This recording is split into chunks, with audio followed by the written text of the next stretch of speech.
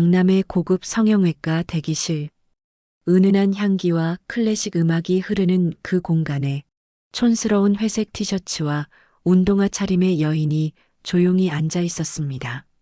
사람들의 시선이 그녀를 향하고 있었지만 그녀는 묵묵히 손에 든 봉투를 바라볼 뿐이었습니다. 어머, 저 사람 혹시? 낮고 낄낄거리는 목소리가 들렸고 강윤정이 고개를 들자 낯익은 얼굴들이 다가오고 있었습니다. 야, 너 윤정이 맞지? 여기 시술 받으러 온 거야? 헐, 진짜 웃긴다. 진은호. 고등학교 시절 가장 악랄하게 윤정을 괴롭혔던 동창이었습니다. 그 옆엔 또 다른 동창, 배순미가 힐끔 윤정을 내려다보며 비웃었죠. 시골에서 농사 짓는다더니 얼굴 고치러 올라왔나 봐. 근데 이 얼굴은 전면 공사해야겠다.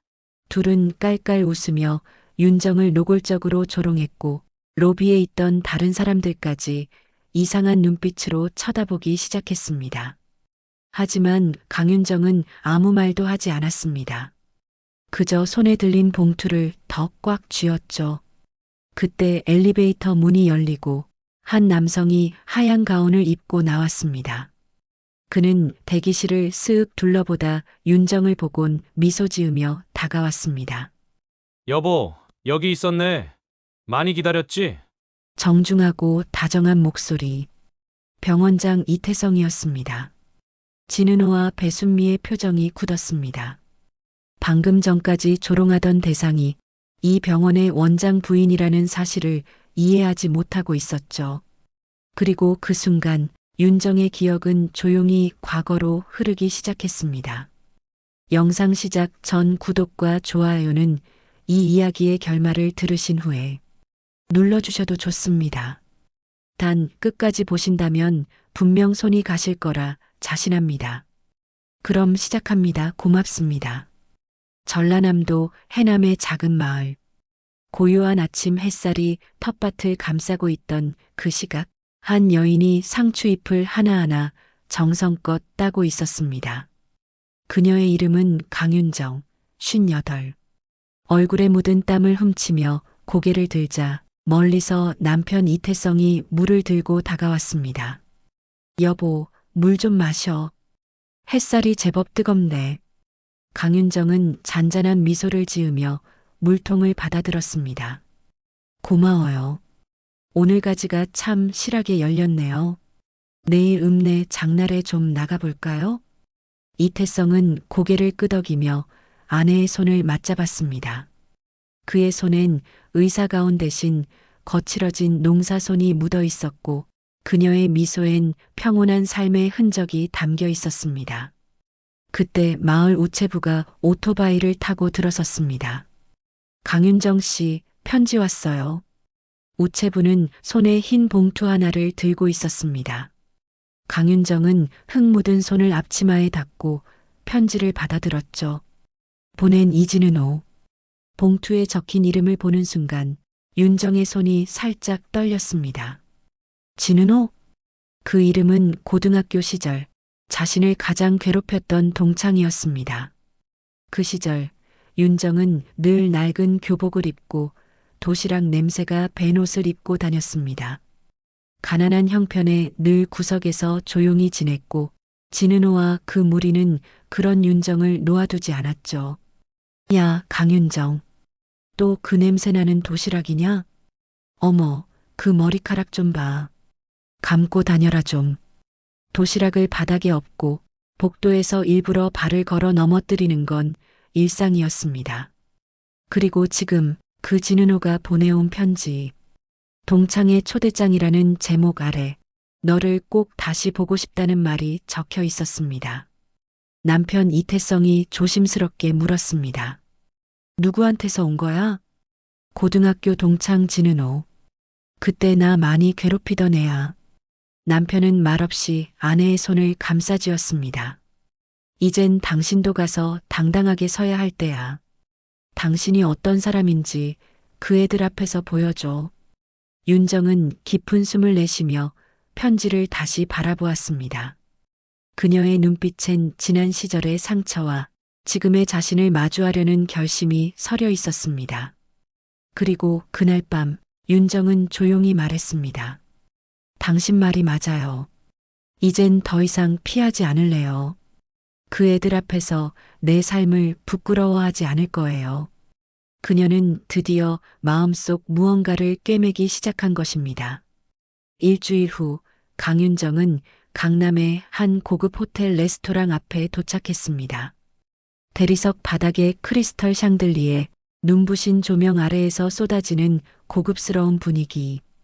입구에 서 있는 것만으로도 위축될 만한 공간이었지만 윤정은 깊게 숨을 들이쉬고 천천히 안으로 들어섰습니다. 동창회 모임이신가요? 프라이빗 룸으로 안내해 드리겠습니다. 정중한 웨이터의 안내에 따라 긴 복도를 지나며 윤정의 마음속에는 여러 감정이 교차하고 있었습니다. 두려움, 불안, 그리고 아주 작은 설렘. 프라이빗 룸 문이 열리자 익숙한 얼굴들이 일제히 윤정을 바라보았습니다. 어머, 윤정이다. 정말 오랜만이네. 진은호가 먼저 윤정을 알아보고는 부자연스러운 미소를 띤 채 다가왔습니다. 그 총구석에서 서울까지 올라오느라 고생했겠다. 말은 반가운 듯하지만 그 안에는 여전한 비아냥이 섞여 있었습니다. 뒤이어 배순미와 강지연도 인사를 건넸습니다. 우리 윤정이 옷이 참 소박하네. 어디서 산 거야? 그러게. 근데 저 가방은 요즘 누가 저런 거 들어? 겉으론 칭찬인 듯 하면서도 내심 깔보는 시선이 고스란히 묻어난 말투였습니다. 윤정은 미소를 지으며 간단히 인사를 건넸고 빈자리에 조용히 앉았습니다. 자리는 자연스럽게 구석으로 배정됐고 중심에는 진은호가 앉아 모든 대화를 주도하고 있었죠. 요즘 우리 병원이 얼마나 잘 되는지 몰라. 강남에만 2군데 지점이 더 생겼다니까. 진은호는 자신의 성형외과 원장 아들을 자랑하며 큰 소리로 떠들었고 배순미는 손가락에 낀 반지를 일부러 빛에 비춰 보이며 말했습니다. 남편이 유럽 출장 갔다가 사온 거야. 캐럿이 꽤 나간다더라. 우린 이번에 송파에 아파트 한 채 더 샀어. 월세도 꼬박꼬박 들어오고. 강지연은 휴대폰 화면을 보여주며 자신 딸의 외국 대학 사진을 자랑했습니다. 모든 대화가 재산, 명품, 자식 자랑으로 흘러갔고 윤정은 조용히 고개를 끄덕이며 듣고만 있었습니다. 그 순간 진은호가 일부러 윤정을 향해 말했습니다. 근데 윤정아, 너는 요즘 뭐하고 지내? 여전히. 그 시골에서 농사 짓는 거 맞지? 질문인 듯한 말투지만 모두가 웃음을 참으며 윤정을 주시하고 있었습니다. 윤정은 조용히 입을 열었습니다. 응, 남편이랑 같이 텃밭 가꾸고 지내. 직접 기른 채소로 밥해 먹으면 참 좋아. 배순미가 고개를 갸웃하며 말했습니다. 아직도 그런 걸 해? 요즘 누가 손으로 흙 만지며 살아? 강지연도 비웃듯 덧붙였습니다. 그 시간에 피부 관리나 받지. 얼굴이 좀 힘들어 보이네. 윤정은 애써 미소를 지었습니다. 마치 그 시절처럼 다시 조롱의 중심에 서 있는 기분이었습니다. 하지만 그녀는 그 시절의 윤정이 아니었습니다. 잔잔하게 흘러가는 클래식 음악 속에서 그녀는 자신의 숨결을 천천히 가다듬었습니다. 그리고 속으로 다짐했습니다. 이 사람들 앞에서 흔들리지 말자. 내가 살아온 삶이 부끄러운 게 아니야. 그녀의 눈빛이 천천히 단단해지고 있었습니다. 레스토랑 안에는 와인잔 부딪히는 소리와 웃음소리가 어지럽게 흘러나왔습니다. 하지만 그 속에서 강윤정의 존재는 여전히 그림자처럼 묻혀 있었습니다. 진은호는 와인잔을 들며 말했습니다. 자, 우리 성공적인 인생의 건배. 모두가 잔을 들었고 윤정 역시 어색한 미소를 지으며 잔을 들었습니다. 배순미가 조용히 속삭였습니다. 윤정아, 너 와인 마시는 거 처음이지? 표정이 다 드러나네. 강지연도 웃으며 말을 보탰습니다. 우리 윤정이한테는 막걸리가 어울릴지도 몰라. 다시 한번 조롱 섞인 웃음이 테이블을 타고 흘렀습니다. 그 순간 윤정은 조용히 잔을 내려놓았습니다. 그리고 말했습니다. 고맙다. 너희 덕분에 내가 어떤 사람인지 더 정확히 알겠네. 순간 분위기가 싸늘해졌습니다. 하지만 진은호는 민망함을 웃음으로 감추며 화제를 돌렸습니다. 그래도 우리 어릴 땐 참 순수했는데 말이지. 그치 윤정아?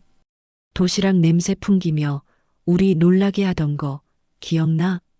그 말에 강지영과 배순미가 또 웃음을 터뜨렸습니다.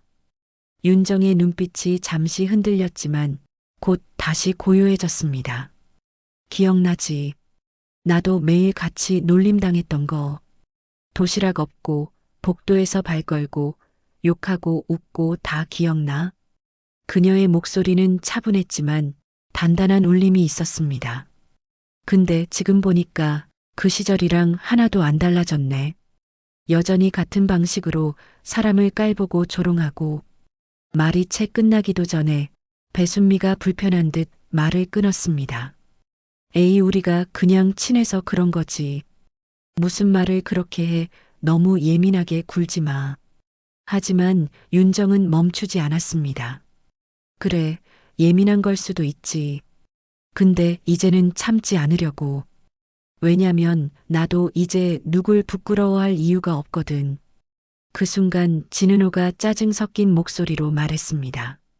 그러니까 도대체 남편은 뭐 하시는 분인데? 그 시골에서 뭐 얼마나 잘 산다고 그렇게 당당한 거야? 모두가 궁금하다는 듯 윤정을 바라봤고 윤정은 천천히 숨을 들이마신 후 조용히 입을 열었습니다. 그냥 내가 사랑하는 사람과 함께 부끄럽지 않게 살아가는 중이야. 그걸로 충분해. 순간 또다시 애매한 침묵이 흘렀고 강지연이 일부러 웃음을 터뜨리며 분위기를 풀려 했습니다.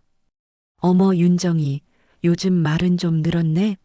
옛날엔 눈도 제대로 못 마주쳤잖아. 윤정은 대꾸하지 않았습니다. 대신 와인잔을 다시 들었습니다. 그녀의 눈빛은 더 이상 흔들리지 않고 있었고 테이블 위에 앉아있는 자신을 향한 조롱들을 그저 스쳐가는 먼지처럼 흘려보내고 있었습니다. 그리고 마음속으로 조용히 다짐했습니다. 이 사람들의 허세가 얼마나 허무하게 무너지는지 곧 보게 될 거야. 며칠 후 강윤정은 남편의 부탁으로 병원에 들르게 되었습니다.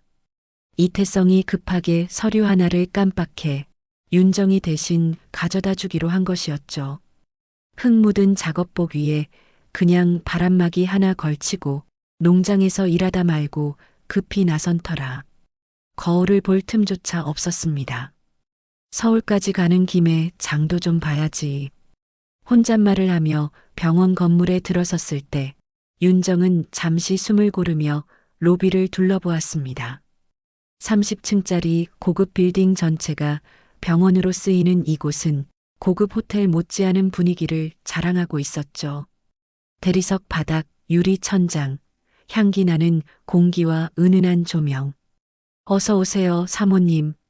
로비 직원이 밝게 인사하자 윤정은 가볍게 고개를 숙였습니다. 병원장님께 서류 전해드리러 왔어요. 직원은 곧바로 안내를 시작했고 윤정은 고급스러운 대기실 한쪽에 조용히 자리를 잡았습니다.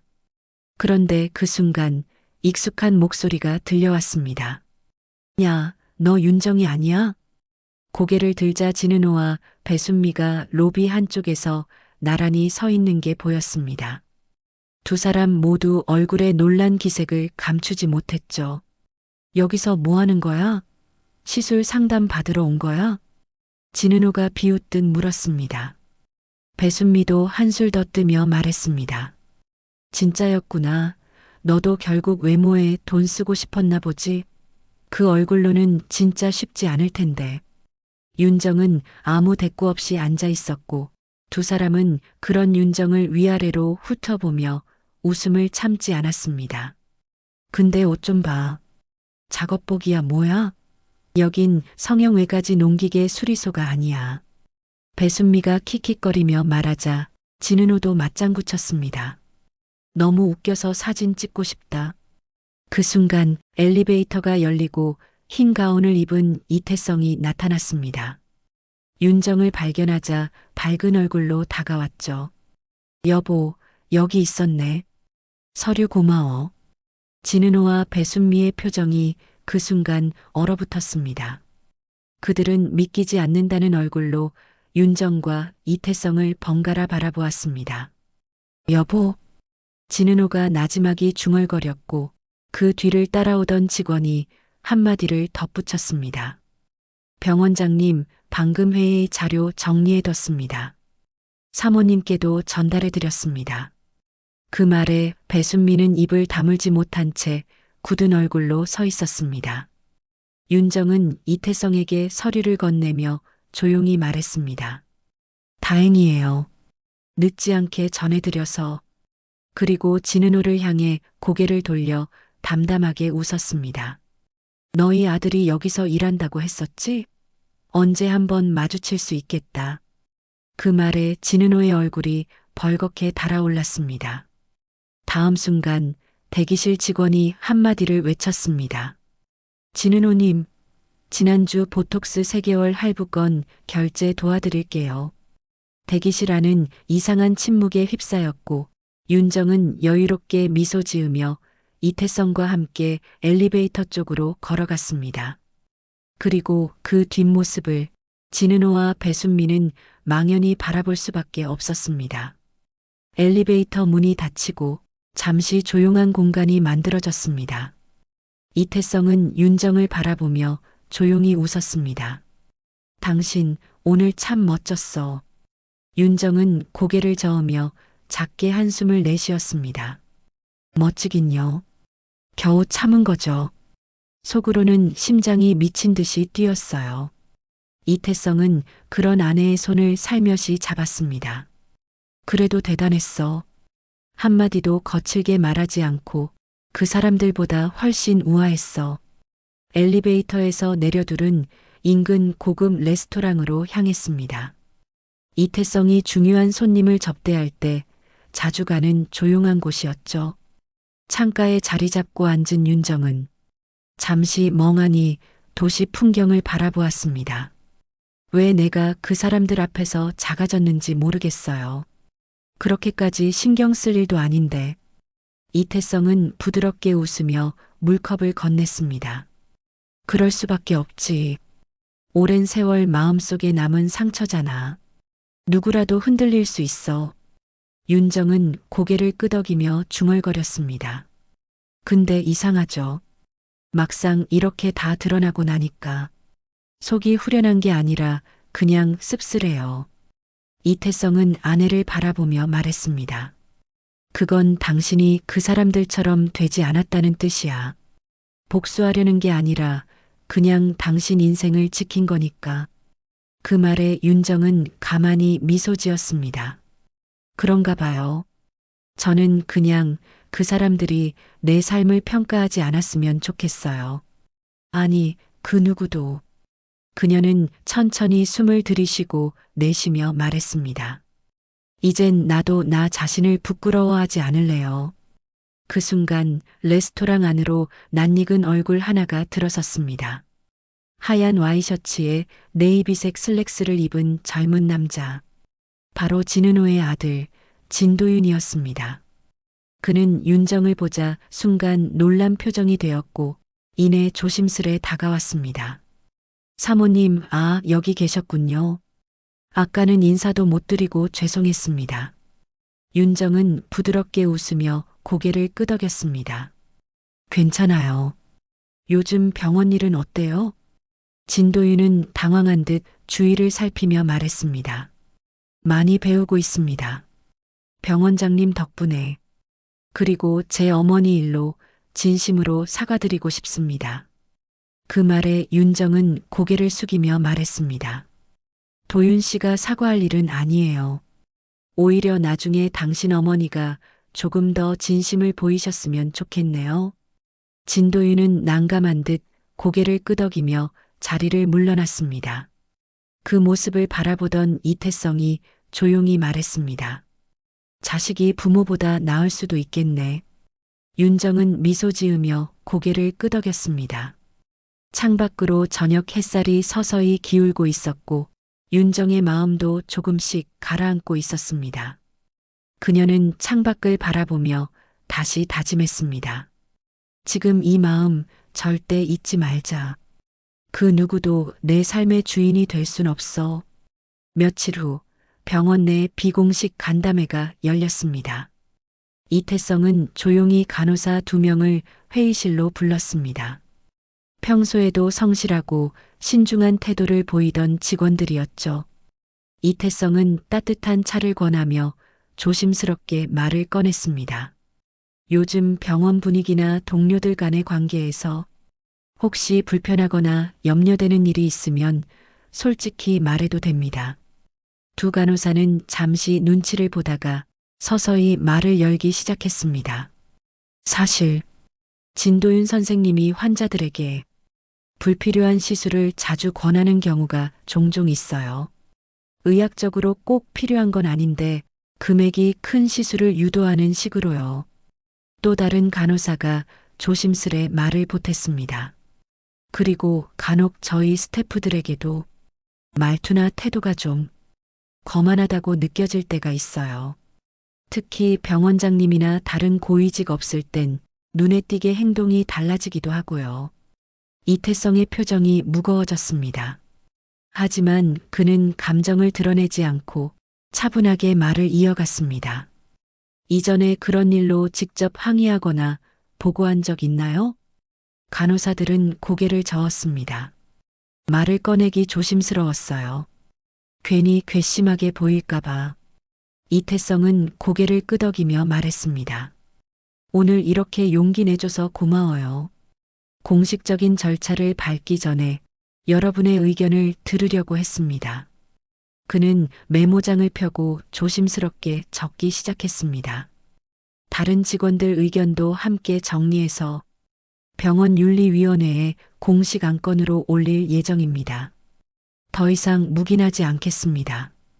간호사들은 놀란 표정으로 서로를 바라보았습니다. 그 말 속엔 확고한 책임감이 느껴졌기 때문이었죠. 며칠 후 윤리위원회 회의가 열렸고 진도윤의 과잉시술 권유, 스태프에 대한 무례한 언행 등이 여러 증언과 함께 기록으로 정리됐습니다. 결국 병원 측은 진도윤에게 2개월 정직 처분을 내리기로 결정했습니다. 그 결정이 발표된 날 진도윤은 굳은 얼굴로 병원장실을 찾아왔습니다. 병원장님, 이건 너무 과한 처벌 아닙니까? 전 단지 병원 매출을 생각해서 한 일입니다. 이태성은 조용히 진도윤을 바라보다 말했습니다. 병원은 매출을 위해 존재하지 않습니다. 환자의 신뢰를 잃으면 아무리 돈을 벌어도 그건 의료가 아닙니다. 진도윤은 잠시 말이 막힌 듯 했지만 곧 억울하다는 듯 입을 열었습니다. 어머니도 그렇게 말씀하셨어요. 요즘 환자들 수준 높아졌으니 병원도 적극적으로 권해야 한다고. 이태성은 잠시 눈을 감았다가 천천히 말을 이었습니다. 그렇다면 당신 어머니도 이 병원의 본질을 놓친 겁니다. 환자를 설득하는 것과 그들의 불안을 이용하는 건 완전히 다른 문제예요. 진도윤은 말없이 고개를 숙였습니다. 그 순간 그는 처음으로 자신의 행동이 진심으로 부끄러워졌습니다. 다음 날 아침 병원장실 앞에 한 여인이 서 있었습니다. 진은호였습니다. 화려한 옷차림은 온데간데없고 검정색 원피스에 흐트러진 머리, 화장기도 거의 없는 얼굴. 그녀는 로비 직원에게 조용히 말했습니다. 병원장님, 뵐 수 있을까요? 부탁드립니다. 단 몇 분만이라도. 직원은 조심스레 안을 확인하고 이태성에게 방문 요청을 전달했습니다. 잠시 후 문이 열렸고 진은호는 천천히 고개를 숙이며 병원장실에 들어섰습니다. 앉으시죠. 이태성의 목소리는 차분했지만 단호함이 묻어 있었습니다. 잠시 침묵이 흘렀고 진은호는 입술을 깨물다 결국 무릎을 꿇었습니다. 병원장님, 제발 한 번만 용서해 주세요. 제 아들이 그렇게까지 나쁜 애는 아닙니다. 제가 제대로 가르치지 못해서 생긴 일이에요. 모든 게 제 잘못입니다. 그녀는 눈물 섞인 목소리로 호소했지만 이태성의 표정은 바뀌지 않았습니다. 사과는 제가 아니라 진짜 상처받은 사람에게 해야 하는 것 아닙니까? 진은호는 움찔하며 고개를 떨구었습니다. 전 윤정 씨 앞에서는 말문이 막히더군요. 너무 미안해서, 너무 부끄러워서. 이태성은 조용히 녹음기를 꺼내 버튼을 눌렀습니다. 진도윤이 간호사에게 고압적으로 말하던 장면, 환자에게 과잉 시술을 유도하던 목소리, 그리고 간호사들의 불안에 떨던 증언들. 녹음된 목소리들이 방 안에 울려 퍼졌습니다. 진은호는 손으로 얼굴을 가렸고 몸이 떨리는 것이 느껴졌습니다. 당신의 아들이 왜 그렇게 되었는지 그 근본을 생각해 보셔야 합니다. 이태성은 말을 이으며 서랍에서 흰 봉투 하나를 꺼냈습니다. 정직 기간 동안 진도윤 씨는 심리 상담과 의료 윤리 교육을 받게 될 겁니다. 동의서에 사인을 부탁드립니다. 진은호는 떨리는 손으로 봉투를 받아들며 말했습니다. 윤정 씨에게 꼭 사과드릴 기회를 주세요. 다시는 이런 일 생기지 않도록 하겠습니다. 부탁드립니다.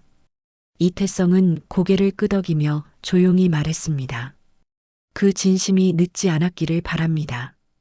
그날 오후 강윤정은 조용히 텃밭에서 잡초를 뽑고 있었습니다. 그리고 멀리 골목 끝에서 검은 원피스를 입은 여인의 모습이 천천히 다가오고 있었습니다. 해질 무렵 텃바닥 평상 위에 강윤정이 앉아 있었습니다. 손끝에는 흙이 묻어 있었고 앞치마에는 갔다 온 상추들이 담겨 있었죠. 바람결이 부드럽게 지나가던 그때 조심스레 걸어 들어오는 발소리가 들렸습니다. 윤정이 고개를 들자 검은 원피스를 입은 진은호가 망설이는 얼굴로 서 있었습니다. 조금 얘기할 수 있을까? 윤정은 아무 말 없이 고개를 끄덕였고 은호는 조심스레 다가와 평상 맞은편에 앉았습니다. 한동안 말이 없었고 매미 소리만이 조용한 저녁을 채우고 있었습니다. 그리고 잠시 후 진은호가 떨리는 목소리로 말을 꺼냈습니다. 윤정아, 아니 강윤정 씨, 정말 미안해. 윤정은 고개를 들지 않았습니다. 진은호는 두 손을 무릎 위에 모으고 차분히 말을 이었습니다. 우리가 얼마나 못된 짓을 했는지 이제야 알겠더라. 그땐 그게 그냥 장난이고 별일 아니라고 생각했는데 그게 누군가에겐 상처가 될 수 있다는 걸 몰랐어. 목소리는 점점 떨려왔고 눈가엔 눈물이 고이기 시작했습니다. 동창회에서, 병원에서 내가 한 말들 다 돌이켜보니 정말 부끄럽고 후회돼. 정말 미안해. 그제야 윤정이 고개를 들었습니다. 그녀의 눈빛은 놀랍도록 차분했고 아무런 적대감도 없었습니다. 당신이 나한테 어떤 말 했는지, 무슨 짓 했는지 나도 다 기억해. 근데 이상하게도 지금은 그게 그렇게 중요하게 느껴지진 않아. 은호가 놀란 눈으로 윤정을 바라봤습니다. 윤정은 천천히 말을 이어갔습니다. 그 시절 당신들이 날 무시했던 건 내가 부족해서가 아니라 당신들이 불안했기 때문이라는 걸 이제 알겠어. 진은호의 눈에서 눈물이 떨어졌습니다. 그래, 맞아. 그 말 맞아. 늘 누군가를 깔보지 않으면 내가 무너질까봐 그랬던 것 같아. 그게 얼마나 비겁한 건지도 몰랐지. 윤정은 부드럽게 고개를 끄덕였습니다. 이제라도 알게 됐다면 다행이야. 그 말 들으려고 여기까지 온 거잖아. 은호는 끝내 눈물을 훔치며 무릎을 꿇었습니다. 정말 미안해. 윤정아. 그리고 고마워. 이렇게 용서할 기회를 줘서. 그 말에 윤정은 잠시 말이 없었지만 조용히 손을 내밀었습니다. 은호는 그 손을 조심스레 붙잡았고 그 순간 텃밭 위로 부드러운 바람이 다시 한번 불었습니다. 마치 오래 묵은 상처가 조금씩 봉합되는 듯한 조용하고 따뜻한 저녁이었습니다. 다음 날 오후 윤정의 텃밭에 낯선 그림자가 또 하나 드리웠습니다. 작은 흙길을 따라 정장 차림의 젊은 남자가 조심스럽게 걸어오고 있었습니다. 바로 진도윤이었습니다. 그는 고개를 깊이 숙인 채 양손에 종이봉투 하나를 들고 서 있었습니다. 윤정은 조용히 손을 멈추고 그를 바라보았습니다. 사모님. 진도윤은 입술을 떨며 인사를 건넸습니다. 실례인 줄 알지만 꼭 한번 찾아뵙고 싶었습니다. 윤정은 담담하게 대답했습니다. 여기까지 온 이유가 뭐죠? 진도윤은 종이봉투를 내밀었습니다. 직접 담근 매실청이에요. 어머니가 그동안 사모님께 폐를 끼친 게 너무 죄송하다고 제 손으로 만들어 전해드리라고 하셨어요. 윤정은 봉투를 받지 않고 진도윤의 눈을 가만히 바라보았습니다. 그 시선 앞에 진도윤은 더욱 작아졌습니다. 그리고 저도 사과드리고 싶어서 왔습니다. 그는 잠시 숨을 고른 뒤 그동안 마음속에 담아뒀던 말을 꺼냈습니다. 제가 병원에서 했던 일들, 지금 생각하면 다 부끄럽고 무모한 짓이었습니다. 매출 욕심, 실적 압박, 그리고 어머니의 기대에 부응해야 한다는 강박 때문에 사람을 제대로 보지 못했던 것 같아요. 그는 눈을 내리깔며 말을 이었습니다. 환자도 간호사들도 그저 나보다 낮은 위치로만 바라봤어요. 그게 얼마나 오만한 태도였는지 이제야 알았습니다. 윤정은 여전히 말없이 그의 고백을 듣고 있었습니다. 제가 정직 처분을 받고 나서야 비로소 느꼈습니다.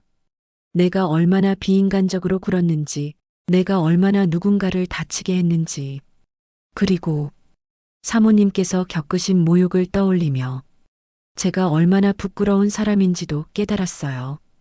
진도윤은 그대로 무릎을 꿇었습니다.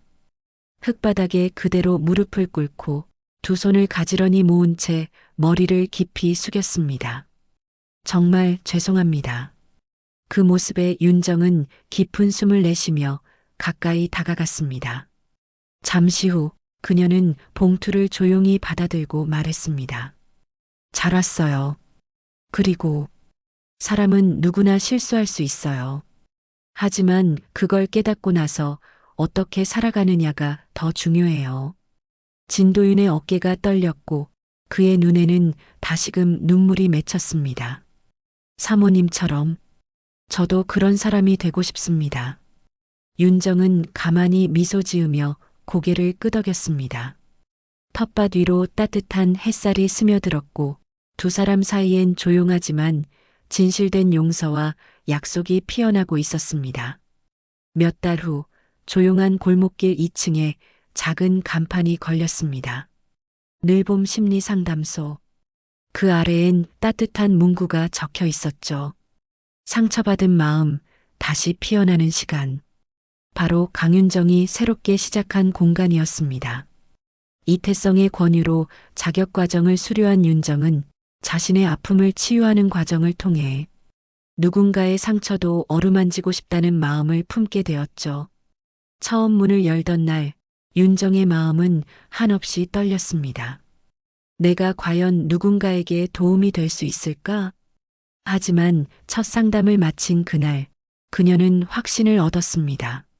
상대방의 눈을 바라보며 자신의 아픔을 솔직히 꺼내 놓았을 때 그 눈빛 속에 공감이 피어나는 걸 느꼈기 때문이죠. 상담소에는 매일 다양한 이들이 찾아왔습니다. 학교 폭력으로 외로웠던 중학생, 직장 내 괴롭힘으로 무기력해진 30대 여성, 자녀 문제로 지쳐버린 중년 부부까지. 그들의 사연은 다 달랐지만 상처의 본질은 비슷했습니다. 나만 이상한 걸까? 왜 나만 이렇게 힘든 걸까? 윤정은 조용히 고개를 저으며 답했습니다. 당신은 절대 혼자가 아니에요. 그리고 지금 잘 버티고 계신 거예요. 그 말에 울음을 터뜨리던 이들이 조금씩 웃음을 되찾기 시작했습니다. 그럴 때마다 윤정은 마음속으로 생각했습니다. 내가 살아온 시간이 누군가에겐 길이 될 수 있다면 그걸로 충분하다. 어느 날 오후 진도윤이 조용히 상담소 문을 열고 들어왔습니다. 정장 대신 편안한 셔츠 차림이었고 눈빛에는 지난날과 다른 차분함이 묻어 있었습니다. 사모님 아니 강 선생님, 상담 예약하고 왔습니다. 윤정은 살짝 웃으며 고개를 끄덕였습니다. 어서 와요. 기다리고 있었어요. 그 말에 진도윤은 작게 웃었고 상담실 문이 부드럽게 닫혔습니다. 그리고 그 순간 윤정은 마음속으로 또 하나의 문을 열었습니다. 과거를 끊는 것이 아니라 그 상처를 품은 채 앞으로 나아가는 법을 배우는 것. 그것이 진짜 회복이자 누군가를 진심으로 돕는 길임을 이제는 너무도 잘 알고 있었기에 따뜻한 햇살이 상담소 창가를 비추고 있었습니다. 강윤정은 조용히 책상을 정리하다 창밖을 바라보았습니다. 지나가는 사람들, 학교 가방을 맨 아이들, 커피 한 잔 들고 웃는 연인들. 아무렇지 않은 일상 속에서도 사람들은 각자의 사연을 안고 살아가고 있겠지. 그녀는 그렇게 생각했습니다. 지난 시간들이 떠올랐습니다. 텃밭에서 흙을 만지던 나날들, 동창회의 조롱 속에서 꾹꾹 눌러 참았던 마음, 그리고 병원 로비에서 여보라는 한마디로 뒤바뀐 공기의 흐름. 그 모든 순간들이 지금의 자신을 만들어 주었음을 윤정은 알고 있었습니다. 때로는 상처가 사람을 망가뜨리지만 그 상처를 마주보고 품을 수 있다면 오히려 더 단단한 사람이 될 수 있다는 걸 그녀는 배웠습니다. 누군가에게 인정받기 위해 살던 시간을 지나 이제는 스스로를 사랑하며 살아가는 시간. 그것이 윤정이 선택한 삶이었습니다. 문득 상담실 문 옆에 붙은 메모지가 눈에 들어왔습니다. 강윤정 선생님 덕분에 웃을 수 있게 됐어요. 누군가의 메모였지만 그 한 줄이 윤정에게는 긴 시간의 답이 되어 주었습니다. 그녀는 조용히 미소 지으며 메모지 옆에 작은 포스트잇을 하나 더 붙였습니다. 웃게 된 건 당신이 용기를 냈기 때문이에요. 그리고 마음속으로 조용히 말했습니다. 이제 나는 괜찮습니다. 그리고 당신도 괜찮아질 수 있어요. 오늘 제 이야기를 끝까지 들어주셔서 진심으로 감사합니다. 강윤정의 여정을 함께 하시며 어떤 마음이 드셨는지 궁금합니다. 혹시 이 이야기가 마음에 드셨다면 구독과 좋아요 한번 눌러주시면 큰 힘이 된답니다.